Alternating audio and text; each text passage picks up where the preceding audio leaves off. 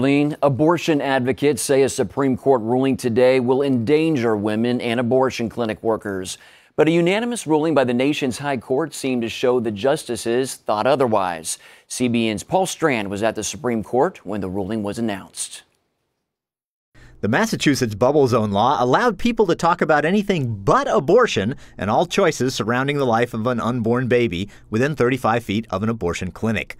All 9 justices struck the law down, saying it was way too much of a burden on free speech. And what is in fact the case outside of most abortion clinics these days are people who are simply peacefully trying to provide information and praying outside abortion clinics. Kristen Hawkins of Students for Life says this is a big victory for students who want to counsel other young women outside clinics not to get an abortion. And these young people see turnarounds every time they go in front of the abortion facility because they're the same age as the girl walking in.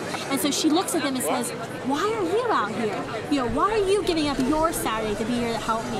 And it causes her to think, maybe there's something wrong with what I'm about to do. The court said not only did Massachusetts bubble zone violate the rights of the sidewalk counselors, but also the women who might have heard a pro-life message from them and decided not to get an abortion. This is a defense of free speech, a defense of religious liberty, and really a defense of women's informed consent, so that they have a right to know what abortion is about. You know, even if you don't like the point of view in this country, we get to express it. Reverend Rob Schenck was actually in the courtroom when the Chief Justice announced the ruling. Pro-choice forces say it means abortion clinic workers and their customers will face more danger and harassment from pro-lifers.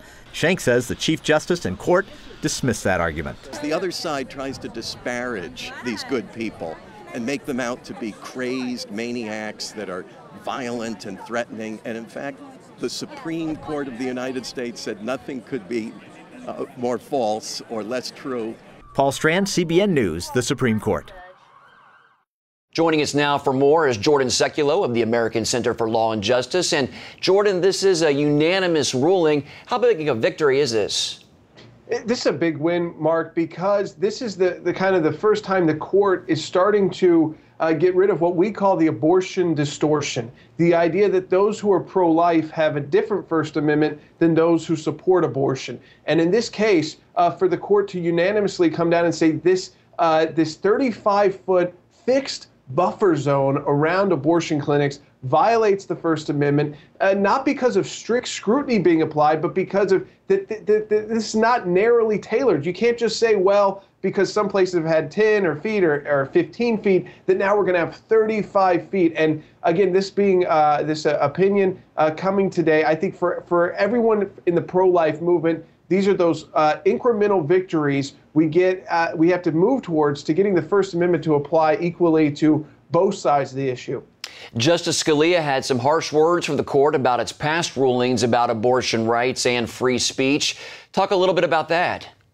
Sure. We've actually argued one of those cases that came up in Hill versus Colorado, which was one of the first buffer zone cases where the court did say that some kind of buffer zone, some kind of non-free speech area was okay. Now, this is even on public sidewalks. What the court did today was not say that that's never constitutional when it comes to abortion clinics. What they said was that 35 feet and these arbitrary and huge zones of no speech are not constitutional. But again, they did not fully reverse past Supreme Court precedent that allowed for some bans of free speech zones. Of course, we disagree with that.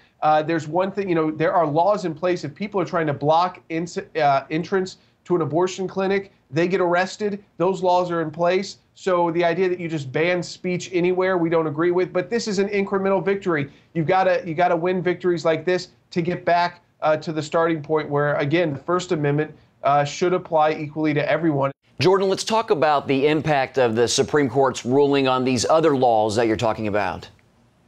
Sure. Well, you know what this will do? It will make states think twice before they start implementing restrictive rules that govern what kind of speech can take place around abortion clinics, and specifically banning all speech and only exempting the abortion clinics staff and acting as if, that there's no laws already on the books to prevent crime. And when I say crime, listen, there are pro-life activities, civil disobedience, like blocking entrances to abortion clinics. Those people get arrested. If you harass someone, you get arrested. If you threaten someone, you get arrested. So this try to ban speech on public sidewalks. So we're not talking about private property here. We're talking about public sidewalks, traditional public forum. And so for Massachusetts, they came in, they said, we're going to make the most restrictive ban out there. And it was.